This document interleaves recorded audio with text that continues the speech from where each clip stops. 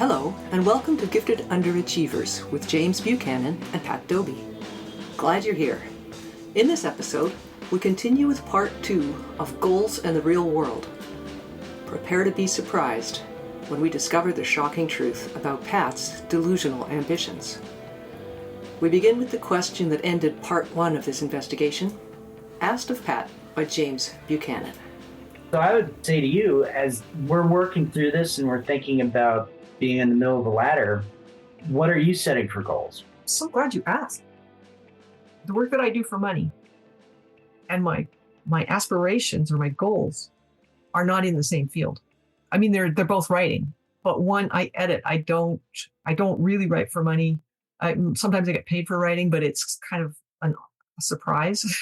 And because I'm obsessed with novels, the writing for me has a different place in my life than my career goals, even though they're so closely intertwined. It's crazy. And then my aspirations as an editor, initially, I just couldn't believe I could read books for a living. This was when I first started charging people to read their stuff. So about close to 15 years ago. And then my goal was to learn how to do it really, really well, effectively.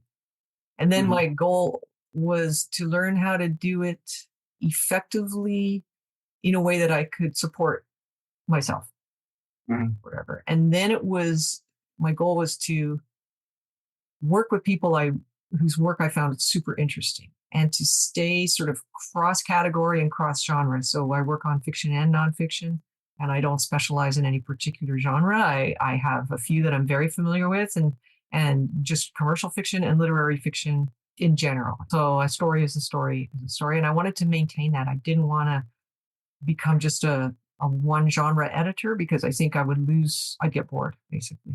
And I'd start thinking there's only one way to tell a story, which I know is not true. So all of those goals have been met. The work itself is inexhaustibly interesting to me. I just don't get bored. My side goal has been for a long time to win the Booker Prize. I always thought, well, first I have to write the kinds of novels that the Booker Prize would award to. And of course, then there's getting that kind of novel published. But what I realized when I was thinking about it this morning was winning the Booker Prize is just too vague. It's specific and vague at the same time because there's so many interim steps. So I think I really need to break it down and do a little bit of what you've done. It's interesting that, so we both want to succeed as writers for our own writing, right? Yeah. So like stuff that I generate for myself on my own. Yeah. But we also want to succeed in our careers, which involves writing. Yeah.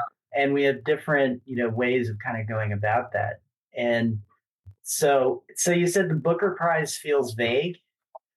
Isn't that weird? Because it is so specific, but it's vague because it's skipping about a jillion steps. So your goal is clear. You're already a ghostwriter. You're already producing a lot of really great work. You're already steadily employed in that field. And what your goals are specific. And I really like that your metrics are quality of writing, quality of client, those two first, and then money. Winning the Booker Prize to me is kind of like it's more a symbol than a goal. Yeah. It's a credential. It's a credential, and it doesn't really work because for me, it doesn't motivate me in the least. The thing that motivated me to learn to be a good editor was wanting to be good at it. Like really wanting to figure out how to do it effectively in a way that works for the writers I work with and how to keep finding writers to work with because, people, it's not the same 10 people you work with all year, every year. Half of my clients are repeat, half are new in any given year. So that's really something I want to spend some time with. I think I need to have a meeting with myself and just go, Booker Prize is the symbol, but what's the practical, what's the goal that has metrics? It's sort of a random, there's certain things that we have control over. There's certain things that we can have some influence over. And then there's things that we have no control over. And so winning something like the Booker Prize, I don't know if they have the exact same committee year after year. They don't. And you're right. It's completely random because the type of novel they award the prize to used to be like the kind I write. So I got read by a Bloomsbury editor, the book I was working on, and they said, your stuff is like William Boyd or Dan Villetta. I think I got fixated on that phase of what the Booker Prize committee was awarding the prize to, or putting on the long list, maybe. But that's all changed since then. That was probably like 12 years ago. And I'm like, everything has changed. And so if I'm hooking this very specific goal of the Booker Prize, that's kind of like discounting a bunch of stuff that's way more important in any writer's life. It's what are your obsessions? What are you into? What kind of stuff floats your boat? Yes, that changes in a writer's life, but it's also quite consistent compared to what a jury formed annually of different people think about a bunch of books submitted by different publishers that have been published in the past X months. So it's kind of a weird goal to have. And I think I got it because I thought, I write like these guys, and they won this prize, but that's just old information. I think it's really smart what you're doing. The looking at my goals again? Yeah. I'm surprised it took me this long. Well, I bet you do it all the time. I do it for business. I do it for work. I don't do it for my own writing. I think I got a little bit sort of gun shy when I had an agent, and I had a whole experience with the Big Five, and it wasn't a negative experience at all. I really loved it, but I realized that how subjective writing is, and I probably got this idea that legitimacy came from winning prizes, and that if I had one of those, I wouldn't have to go through this gauntlet every time. And writing the book is only the first step, and so I kind of never really do that first step because I just have this big load on my head about what are all the next steps. And now, for some reason, I think a lot of it has to do with the 3-day novel contest, where you just write whatever you feel like writing. Nobody cares. So that made me get back into what makes me tick around writing, which is just exploring my own curiosity, all the stuff I find weird and interesting and stuff like that, like just making stuff up. What if my goal was to get into like 3 residencies in the next 3 years, because that gives me time to write, and it gives me incentive. But even that is quite short term. Like, I like your goal because it's clear and your metrics. I feel like I'm okay on the editing end, but it's the writing part I really want to grow, and I need to figure out a way to think about it. Yeah. So I would say, so the residencies piece, one of the things is splitting things up into what's a goal, what's a strategy, and what's a tactic. Oh, yeah. Right. And so the residency piece sounds like a strategy. Yeah, it does, doesn't it? And then you have tactics to get into the residency. So, right. Okay. And I don't even know that residencies is a great goal, because if I'm into a project, I can find the time for it. I mean, I will get up 2 hours early, 5 days a week, and I'll do it for as long as it takes to get a first draft out. So I think changing my goal to something that articulating my goal. Residencies may or may not be a strategy that leads to my goal, because I don't have my goal articulated. Yeah, that's true. You got to have the goal before you can set anything else. Yeah.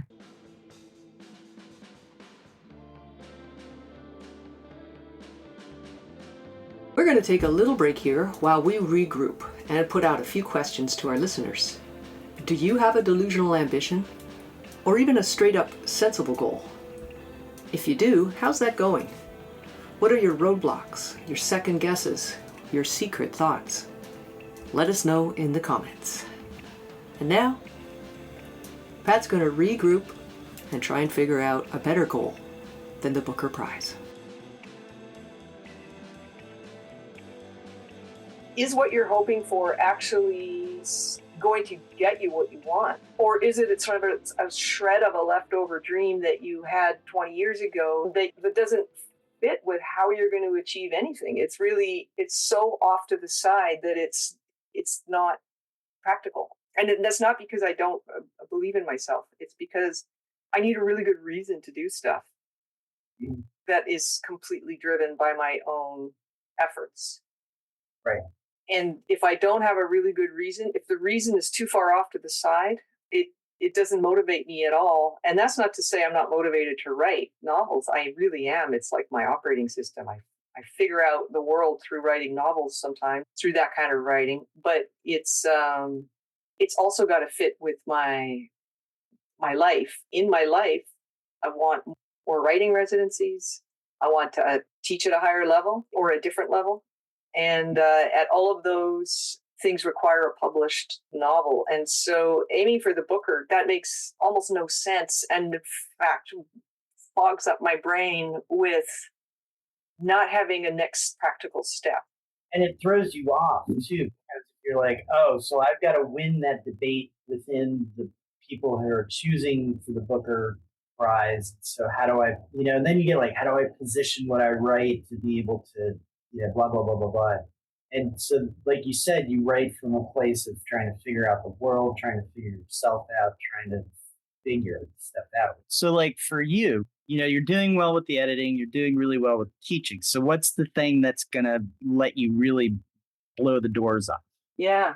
These things. And so one of them is, so you have this book that won the 3-day prize, but if you actually have a novel that goes out and wins, a big prize, whether it's the Booker or not, or becomes a New York Times bestseller, hits any of those kinds of credentials that people that are kind of meaningless but are meaningful to people. Any of the books that you edited do that, or if anything that you write does that, or if both does that, then all of a sudden you're up here, right? Pachoo.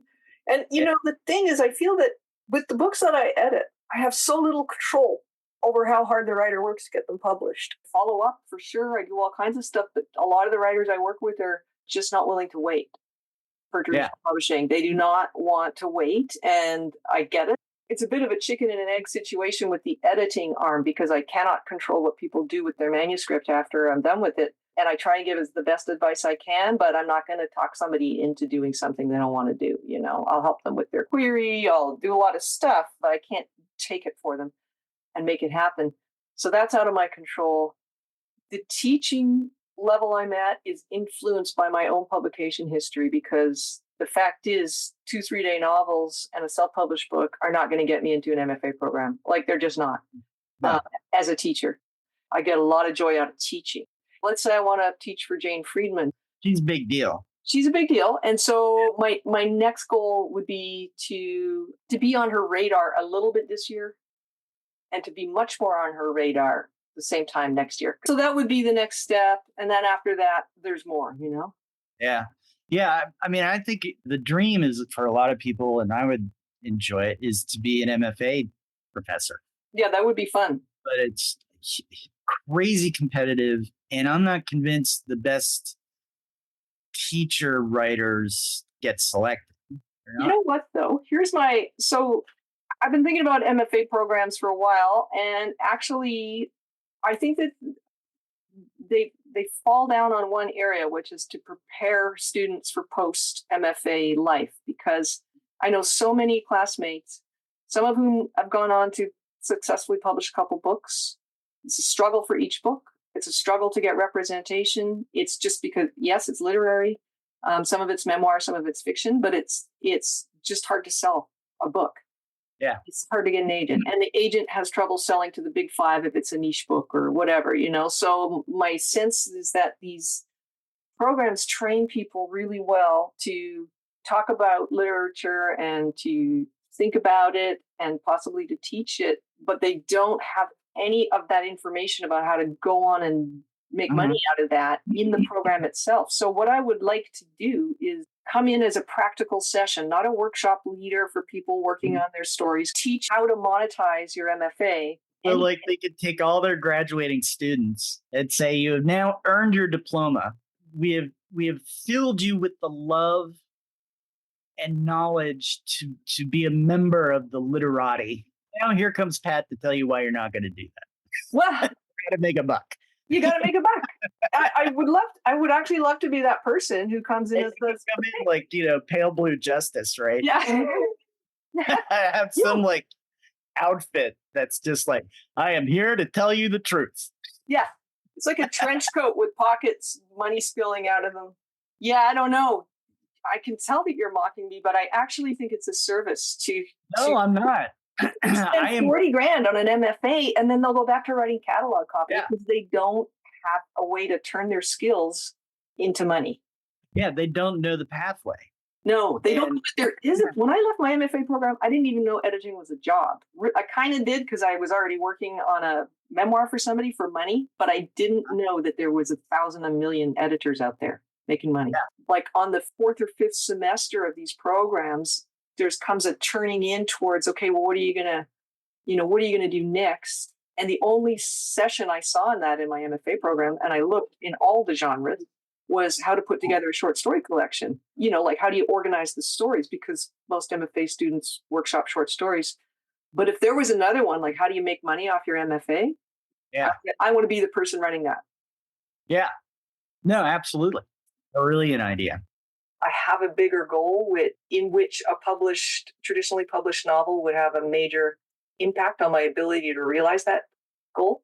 So it's like I do have, even if the money's shitty, I do have to get it in a certain market for it to boost my other goals, which are related also to two things I love doing, which are teaching and editing. Well, and then, as you build that out, you can start to then pitch to somewhere in the Alps writers conference that, they charge obscene amounts of money and all this, and you get paid a bunch to go show up and be one of the faculty or something. I know, but then I got to help a bunch of sort of women like myself, appearance-wise. I got to give them a kick in the ass to write the book that they've had forever to write. You're concierge to the wealthy writer, but yeah, that doesn't. But a week during the summer, as your getaway, I could do it. And that's it for this segment of Gifted Underachievers. Pat's got a new goal, so let's see how that goes. Thanks so much for listening, and we'll catch you next week.